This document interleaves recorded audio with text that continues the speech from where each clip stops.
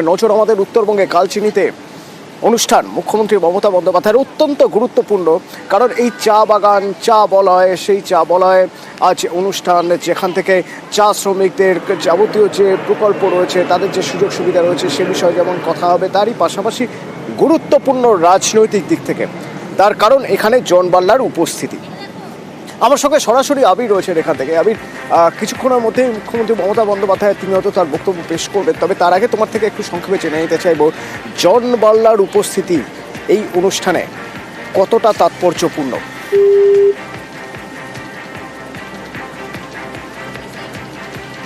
জন বাল্লা, যাকে আমরা দেখেছি যে এর আগে যখন মাদারিহাট উপনির্বাচন হচ্ছে বিধানসভার, সেই সময় তিনি দলের বিরুদ্ধে ক্ষোভ উগরে দিয়েছেন, বিজেপির বিরুদ্ধে ক্ষোভ উগরে দিয়েছেন, বিজেপির অস্বস্তির কারণ হয়েছেন জন বাল্লা, এবং তার একটাই বক্তব্য ছিল বরাবর যে চা শ্রমিকদের জন্য বিজেপি সাংসদ বিধায়করা তারা কিছুই করেনি, কেন্দ্র সরকার কিছুই করেনি, চা বাগানের শ্রমিক যারা রয়েছেন, চা শ্রমিক যারা রয়েছেন তাদের উন্নয়নের জন্য তিনি যদি কথা বলতে চান তাহলে বিজেপির সঙ্গে থাকতে পারবেন না। এরকম একটা জায়গায় আজ যখন চা শ্রমিকদের প্রকল্পের সুবিধা ঠিকমতো পাচ্ছেন কিনা, তাদের নতুন কোনো প্রকল্প বা তাদের কথা ভেবে চা বলয় কালচিনিতে মুখ্যমন্ত্রী মমতা বন্দ্যোপাধ্যায়ের অনুষ্ঠান, সেখানে জন বাল্লার উপস্থিত থাকা কতটা তাৎপর্যপূর্ণ? আবির, দুটো ছবি এই মুহূর্তে তোমাকে জানিয়ে রাখা ভালো। এক, অবশ্যই জনের উপস্থিতি রাজনৈতিক ভাবে জল্পনা আরো অনেকটা তীব্র করেছে, মাত্রা বাড়িয়েছে।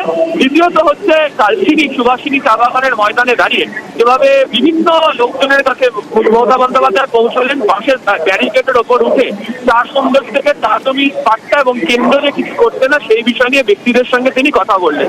তুমি জানো, আজকে শুরুতেই জন এখানে এসে পৌঁছে ফের বিজেপির বিরুদ্ধে তোপ দেখেছেন এবং সেখানে তিনি উল্লেখ করেছেন যে রাজ্যের টাকা আটকে দেওয়া হচ্ছে, মানুষ টাকা পাচ্ছেন না কেন্দ্রকে। তিনি যখন ছিলেন তিনি বারবার ধরে বলেছেন, তার কথা কেউ শোনেনি। একই সঙ্গে তিনি উল্লেখ করেছেন যে হাসপাতাল করার কথা বলা হয়েছিল, হাসপাতাল করা হচ্ছে না, বন্ধ চা বাগান খোলার কথা বলা হয়েছিল, তার কথা শোনা হচ্ছে না। নানা প্রসঙ্গের কথা দিনকে তিনি উল্লেখ করে দিয়েছেন। এরই মাঝে দাঁড়িয়ে জন আজকে তিনি অনুষ্ঠানে কালচিনি সুভাষিনী চা বাগানের মঞ্চে উপস্থিত আছেন। 2024-এ তাকে যখন টিকিট না দেওয়া হয় তখন থেকে তিনি সরব হতে শুরু করেন। পরবর্তী সময় দেখতে পাওয়া যায় যে মাদারিহাটে যে বিধানসভা উপনির্বাচনের সময় তিনি একাধিকবার ধরে সরব হন, এবং আজকে এই মুহূর্তে দাঁড়িয়ে জনের এই উপস্থিতি যথেষ্ট রাজনৈতিকভাবে নতুন মাত্রা যোগ করছে। এবং একই সঙ্গে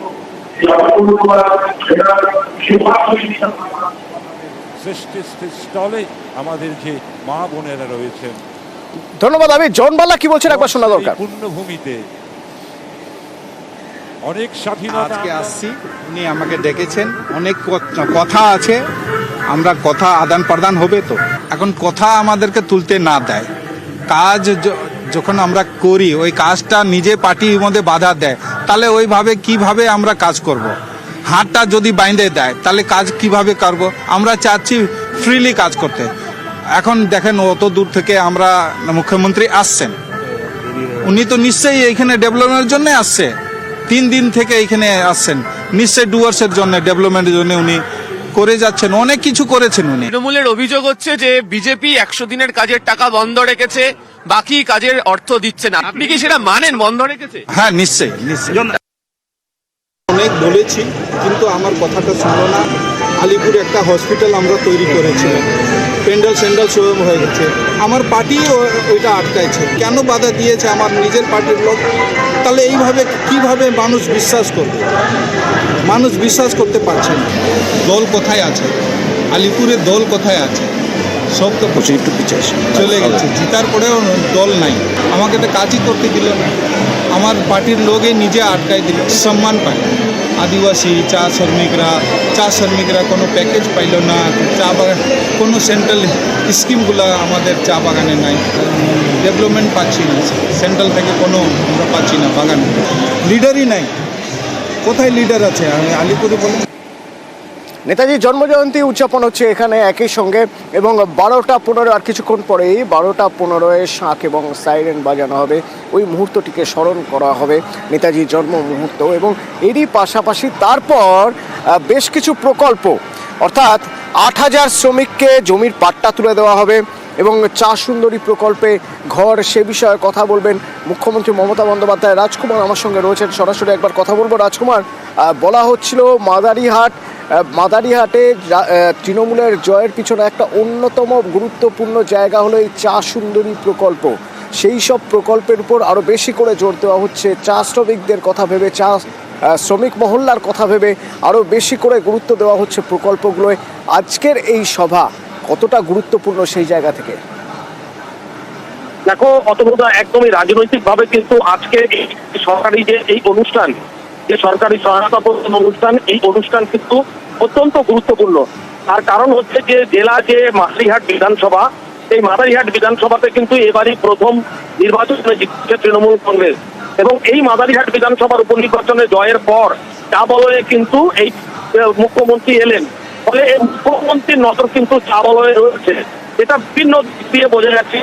একরকম যেমন এখানে যে সরকারি সহায়তা প্রদানটা হচ্ছে, সেখানে কিন্তু প্রায় 8,000 মানুষকে চা বলয়ের মানুষদের জমির পাট্টা দেওয়া হচ্ছে।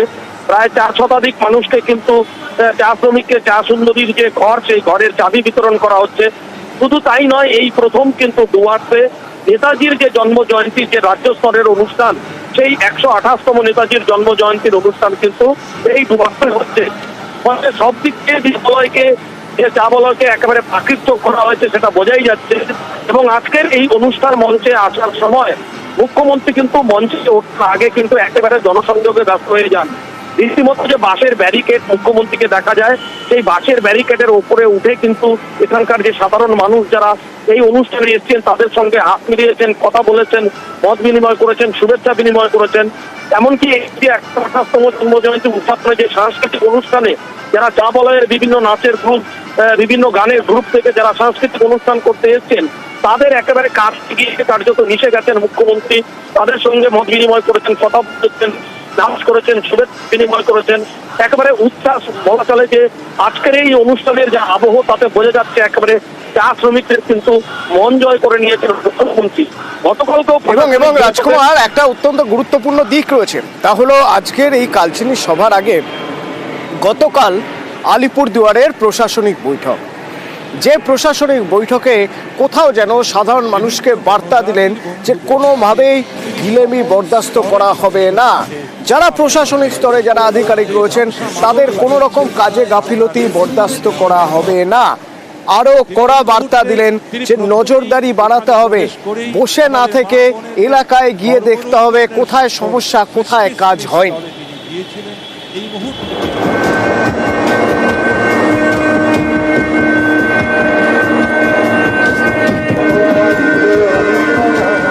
আমি সবাইকে ফিল্ড ইন্সপেকশন করবার জন্য অনুরোধ করব। চিফ সেক্রেটারি কালকে জেলায় এসে যদি 5-6টা জায়গায় যেতে পারে, তাহলে বিডিওদের ব্লকে ব্লকে ঘুরতে হবে। ICDS centre, mid day meal centre, সুস্বাস্থ্য কেন্দ্র, এটা জেলা পরিষদ, পঞ্চায়েত সমিতি, গ্রাম সভা, এসপি থেকে শুরু করে ডিএম থেকে শুরু করে সবাইকে বলবো। রাজ্যে পরপর নির্বাচনে সবুজ ঝড়, সামনের বছর বিধানসভা নির্বাচন। জয়ের ধারা বজায় রাখতে উন্নয়নকে হাতিয়ার করতে চাইছে তৃণমূল।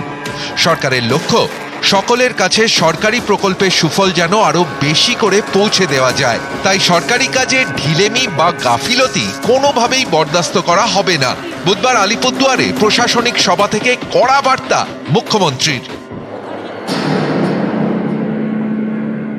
আলিপুরদুয়ার জেলায় আমরা কিন্তু সমন্বয় পোর্টালের মাধ্যমে কাজকে নজরদারি করি।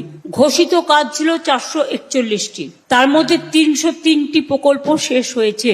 138টি চালু প্রকল্প নির্দিষ্ট সময়ে শেষ করা যায়নি।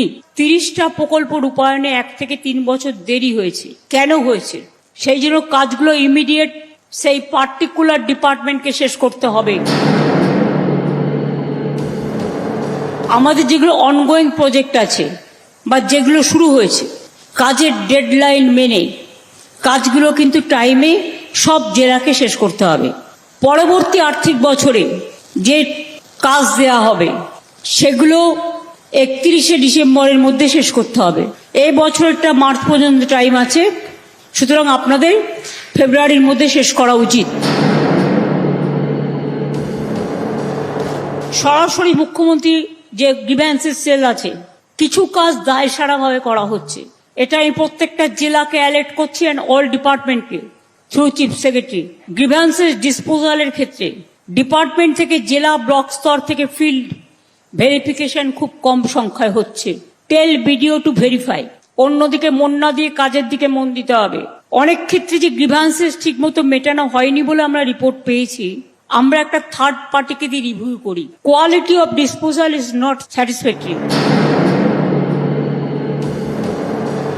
আমি সবাইকে ফিল্ড ইন্সপেকশন করবার জন্য অনুরোধ করব। চিফ সেক্রেটারি কালকে জেলায় এসে যদি 5-6টা জায়গায় যেতে পারে, তাহলে বিডিওদের ব্লকে ব্লকে ঘুরতে হবে। ICDS centre, mid day meal centre, সুস্বাস্থ্য কেন্দ্র, এটা জেলা পরিষদ, পঞ্চায়েত সমিতি, গ্রাম সভা, এসপি থেকে শুরু করে ডিএম থেকে শুরু করে সবাইকে বলবো।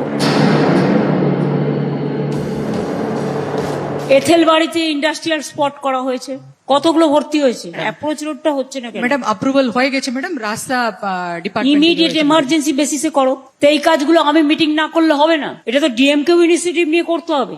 জয়গাঁওতেও তাই। ম্যাডাম ওখানেও অ্যাপ্রোচ রোডের জন্য অলরেডি তো এমন জায়গা কেন আমরা নিই যেখানে অ্যাপ্রোচ রোড না করা হলে ক্লাস্টার হবে না?